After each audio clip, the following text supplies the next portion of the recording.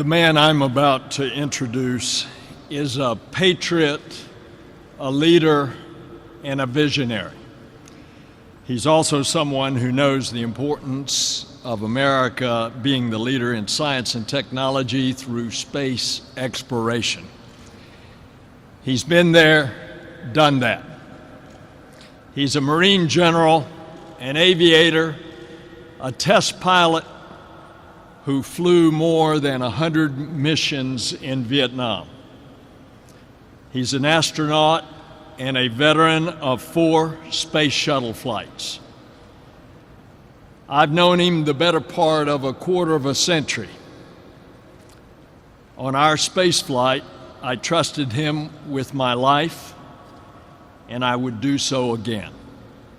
Ladies and gentlemen, the Administrator of NASA, Charlie Bolden.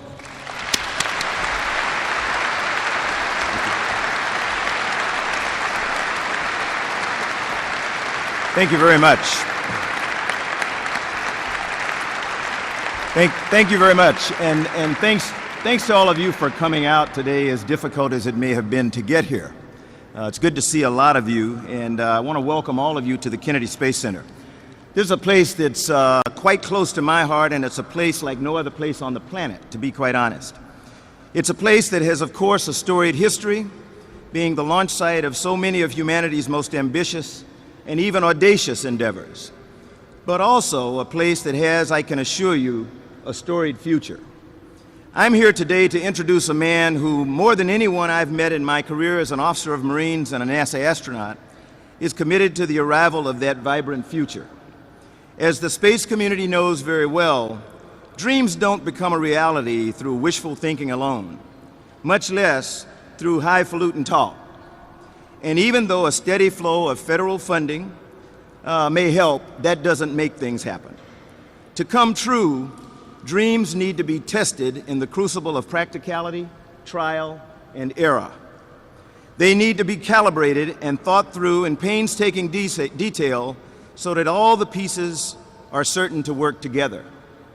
In this case, to lift us physically, and I dare say emotionally and even spiritually, into the deep frontier, the star-studded universe that all of us are so anxious to explore. The thing that has me so excited about the path forward today is that the man I'm about to introduce understands how critical it is to get that process right. To put it into place, an inspired but methodical plan that can really work for America and for the thousands of workers who every day are straining at the bit and giving their best to stretch the boundaries of what humanity can call home. I'm talking about a president who has, even in these tough economic times, has recognized the value of science, engineering, and innovation to this nation's future, to its economy, its health, its national security, and who, in his short tenure, has already, through his budgets and the Recovery Act, lifted the federal investment in civilian research and development to unprecedented heights. A president who has declared that it is essential for our students to get better science and engineering educations, and who has not just said so, but has put into place and obtained generous funding for programs to get them there. A president who has brought hundreds of students into the White House lawn to look through telescopes and meet astronauts like Buzz Aldrin and Sally Ride. And you better believe, from the looks on those kids' faces, they recognize the power of space to inspire. Ladies and gentlemen, it's my greatest honor to introduce to you a man for whom I have the greatest personal respect and admiration. A man who absolutely has the right stuff to lead us into a new era of exploration and discovery. Please join me in welcoming the President of the United States, President Barack Obama.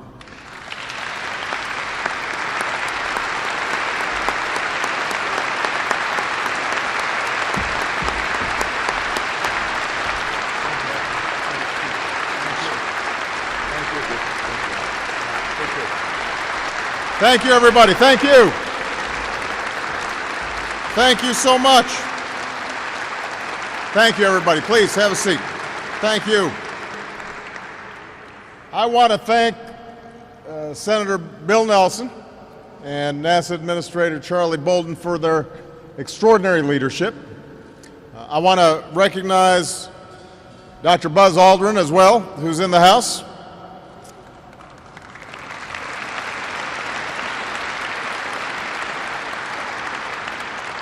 Four decades ago, Buzz became a legend, but in the 4 decades since, he's also been one of America's leading visionaries and authorities on human spaceflight. Now, few people, President Company excluded, can claim the expertise of Buzz and Bill and Charlie when it comes to space exploration. I have to say that few people are as singularly unimpressed by Air Force One as those three. Sure, it's comfortable, but it can't even reach low Earth orbit. And that obviously is in striking contrast to the Falcon 9 rocket we just saw on the launch pad, which will be tested for the very first time in the coming weeks. A couple of other acknowledgments I want to make. We've got Congresswoman Sheila Jackson Lee from Texas visiting us, a big supporter of the space program. My Director, Office of Science and Technology Policy, in other words, my Chief Science Advisor, John Holdren, is here.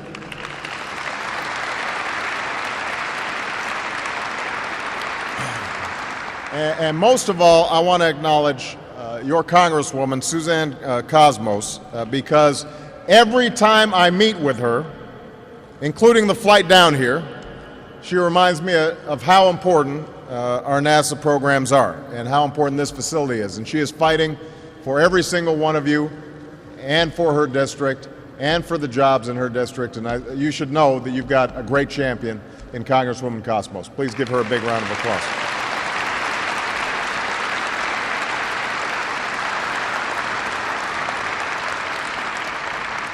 I also want to thank everybody for participating in today's conference. And gathered here are scientists, engineers, business leaders, public servants, and a few more astronauts as well.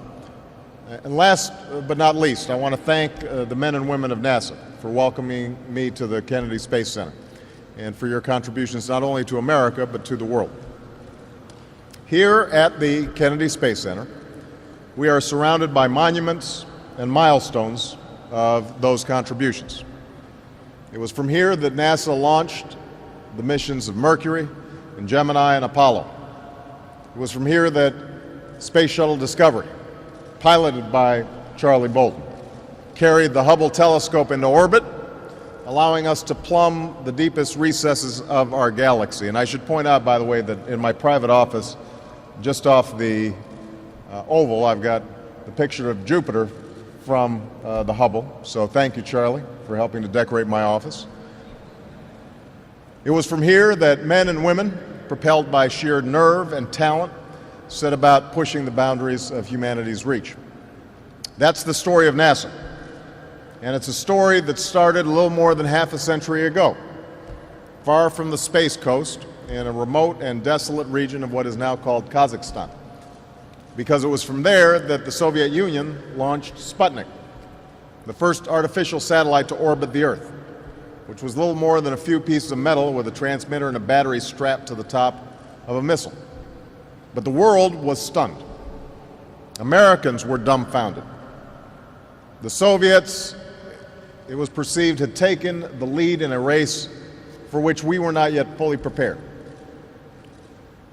But we caught up very quickly. President Eisenhower signed legislation to create NASA and to invest in science and math education from grade school to graduate school. In 1961, President Kennedy boldly declared before a joint session of Congress that the United States would send a man to the moon and return him safely to the Earth within a decade. And as a nation, we set about meeting that goal, reaping rewards that have, in the decades since, touched every facet of our lives. NASA was at the forefront. Many gave their careers to the effort, and some have given far more.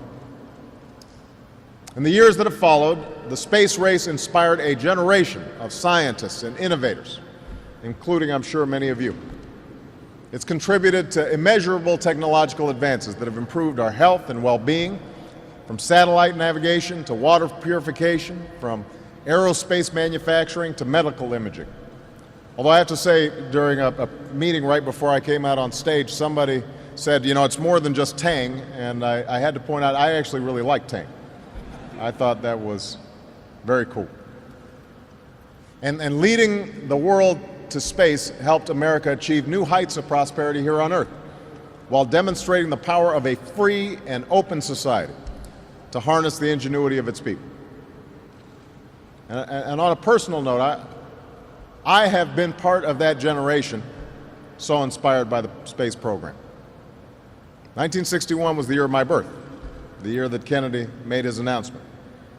And one of my earliest memories is sitting on my grandfather's shoulders, waving a flag as astronauts arrived in Hawaii. For me, the space program has always captured an essential part of what it means to be an American, reaching for new heights, stretching beyond what previously did not seem possible. And so as president, I believe that space exploration is not a luxury, it's not an afterthought in America's quest for a brighter future. It is an essential part of that quest. So today I'd like to talk about the next chapter in this story. Now, the challenges facing our space program are different, and our imperatives for this program are different than in decades past. We're no longer racing against an adversary. We're no longer competing to achieve a singular goal like reaching the moon. In fact, what was once a global competition has long since become a global collaboration. But while the measure of our achievements has changed a great deal over the past 50 years, what we do or fail to do in seeking new frontiers is no less consequential for our future in space and here on Earth. So let me start by being extremely clear. I am 100% committed to the mission of NASA and its future. Because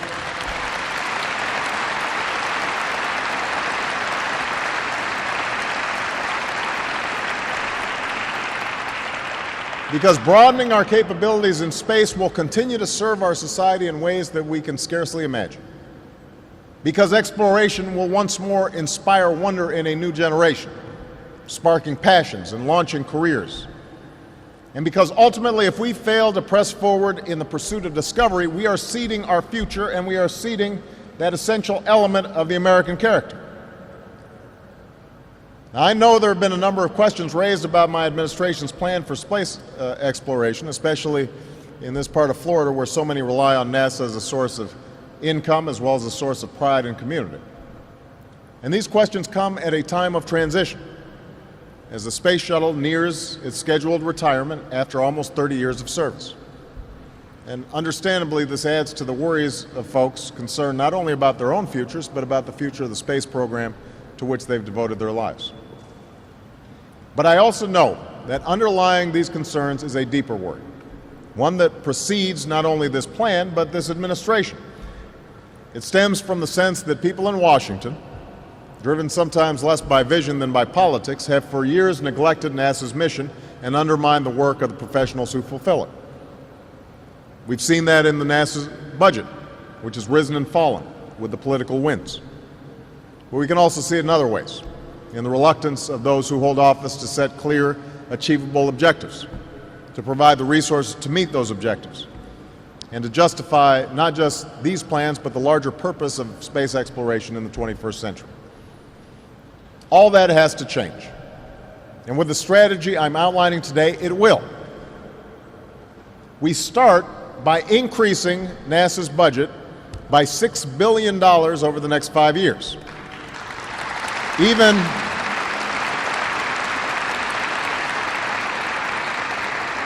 I want people to understand the context of this. This is happening even as we have instituted a freeze on discretionary spending and sought to make cuts elsewhere in the budget. So NASA, from the start, several months ago when I issued my budget, was one of the areas where we didn't just maintain a freeze, but we actually increased funding by $6 billion. By doing that, we will ramp up robotic exploration of the solar system, including a probe of the sun's atmosphere, new scouting missions to Mars and other destinations, and an advanced telescope to follow Hubble, allowing us to peer deeper into the universe than ever before. We will increase Earth-based observation to improve our understanding of our climate and our world. Science that will garner tangible benefits, helping us to protect our environment for future generations. And we will extend the life of the International Space Station, likely by more than 5 years, while actually using it for its intended purpose, conducting advanced research that can help improve the daily lives of people here on Earth, as well as testing and improving upon our capabilities in space. This includes technologies like more efficient life support systems that will help reduce the cost of future missions. And in order to reach the space station, we will work with a growing array of private companies competing to make getting to space easier and more affordable.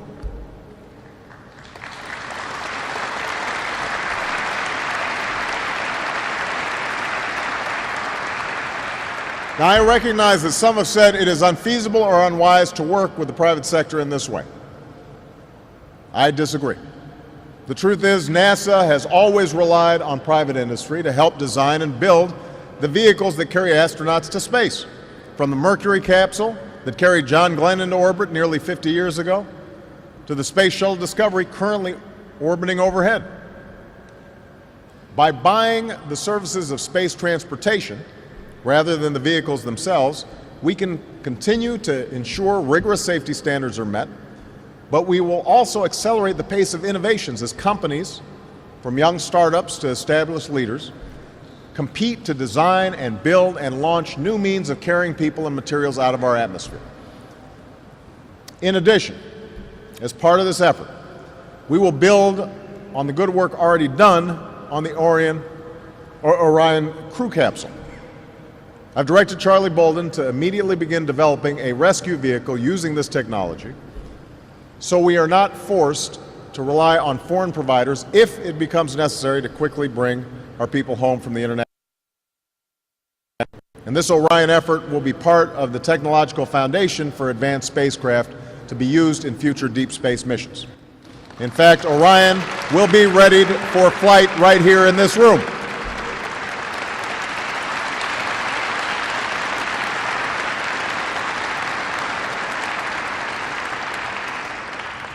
Next, we will invest more than $3 billion to conduct research on an advanced heavy lift rocket, a vehicle to efficiently send into orbit the crew capsules, propulsion systems, and large quantities of supplies needed to reach deep space. In developing this new vehicle, we will not only look at revising or modifying older models, we want to look at new designs, new materials, new technologies that will transform not just where we can go, but what we can do when we get there. And we will finalize a rocket design no later than 2015 and then begin to build it.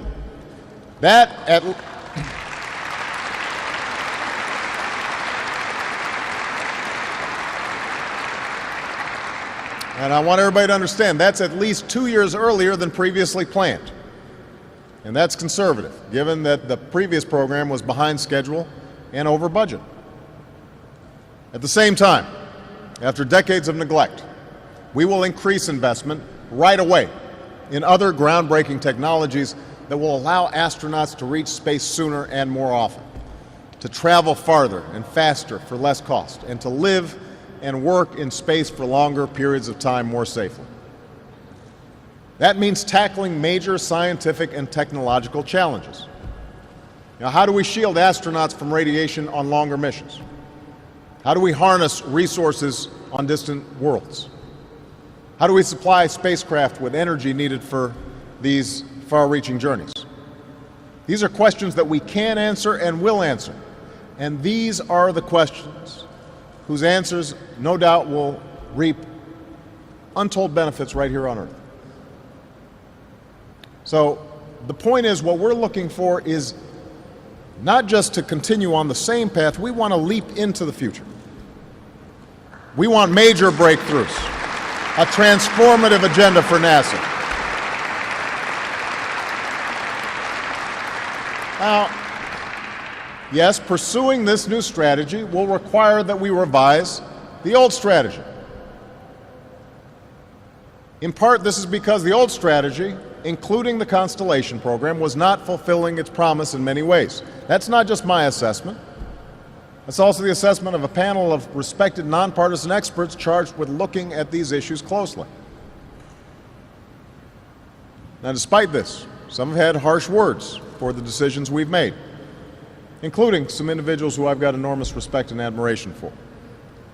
But what I hope is that everybody will take a look at what we are planning, consider the details of what we've laid out, and see the merits as I've described them. The bottom line is, nobody is more committed to manned spaceflight, to human exploration of space, than I am. But we've got to do it in a smart way. And we can't just keep on doing the same old things that we've been doing and thinking that somehow is going to get us to where we want to go. Some have said, for instance, that this plan gives up our leadership in space by failing to produce plans within NASA to reach low Earth orbit instead of relying on companies in other countries. But we will actually reach space faster and more often under this new plan in ways that will help us improve our technological capacity and lower our costs, which are both essential for the long-term sustainability of spaceflight. In fact, through our plan, we'll be sending many more astronauts to space over the next decade.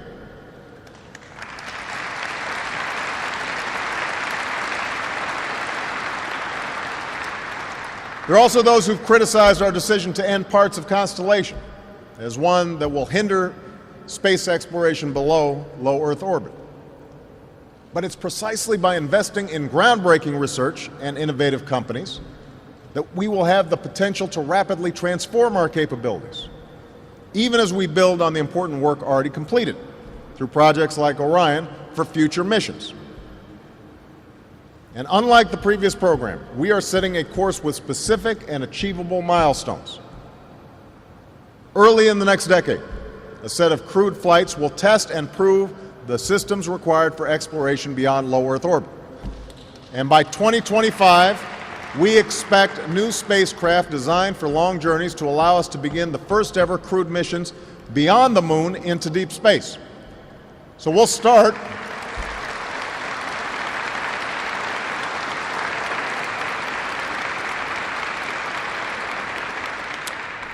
by sending astronauts to an asteroid for the first time in history.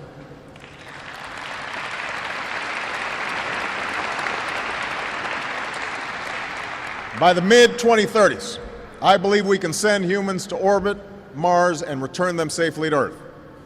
And a landing on Mars will follow, and I expect to be around to see it.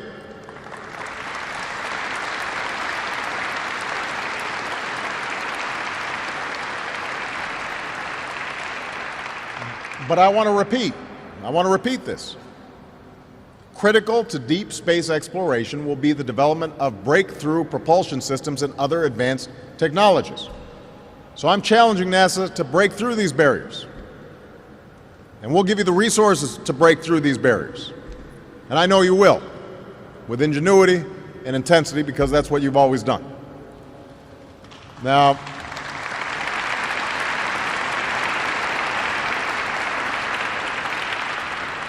I understand that some believe that we should attempt a return to the surface of the moon first, as previously planned. But I just have to say, pretty bluntly here, we've been there before. Buzz has been there. There's a lot more of space to explore and a lot more to learn when we do. So I believe it's more important to ramp up our capabilities to reach and operate at a series of increasingly demanding targets while advancing our technological capabilities with each step forward. And that's what this strategy does. And that's how we will ensure that our leadership in space is even stronger in this new century than it was in the last.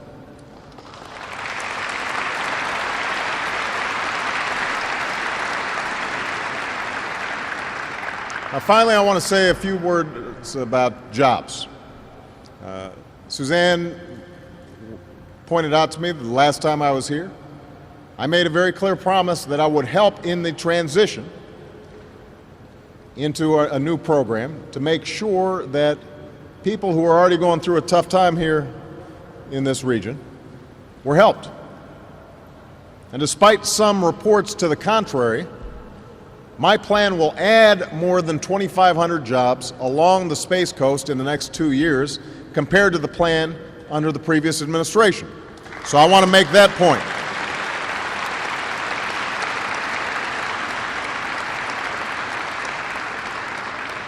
We're going to modernize the Kennedy Space Center, creating jobs as we upgrade launch facilities. And there's potential for even more jobs as companies in Florida and across America compete to be part of a new space transportation industry. And some of those industry leaders are here today. This holds the promise of generating more than 10,000 jobs nationwide over the next few years. And many of these jobs will be created right here in Florida because this is an area primed to lead in this competition. Now, it's true. There are Floridians who will see their work on the shuttle end as the program winds down. This is based on a decision that was made 6 years ago, not 6 months ago. But that doesn't make it any less painful for families and communities affected as this decision becomes reality. So I'm proposing, in part because of strong lobbying by Bill and by Suzanne, as well as Charlie, I'm proposing a $40 million initiative led by a high-level team from the White House, NASA, and other agencies to develop a plan for regional economic growth and job creation. And I expect this plan to reach my desk by August 15th.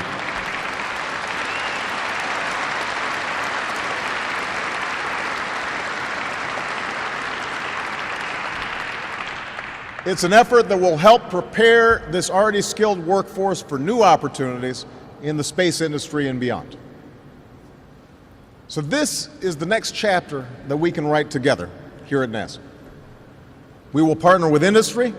We will invest in cutting-edge research and technology.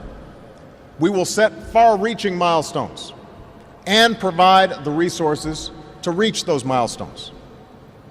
And step by step, we will push the boundaries not only of where we can go, but what we can do. Now, 50 years after the creation of NASA, our goal is no longer just a destination to reach. Our goal is the capacity for people to work and learn and operate and live safely beyond the Earth for extended periods of time, ultimately in ways that are more sustainable and even indefinite. And in fulfilling this task, we will not only extend humanity's reach in space, we will strengthen America's leadership here on Earth. And I'll close by saying this. I know that some Americans have asked a question that's particularly apt on tax day. Why spend money on NASA at all? Why spend money solving problems in space when we don't lack for problems to solve here on the ground? And obviously our country is still reeling from the worst economic turmoil we've known in generations. We have massive structural deficits that have to be closed in the coming years. But you and I know this is a false choice. We have to fix our economy. We need to close our deficits, but for pennies on the dollar, the space program has fueled jobs and entire industries. For pennies on the dollar, the space program has improved our lives, advanced our society, strengthened our economy, and inspired generations of Americans. And I have no doubt that NASA can continue to fulfill this role. But that is why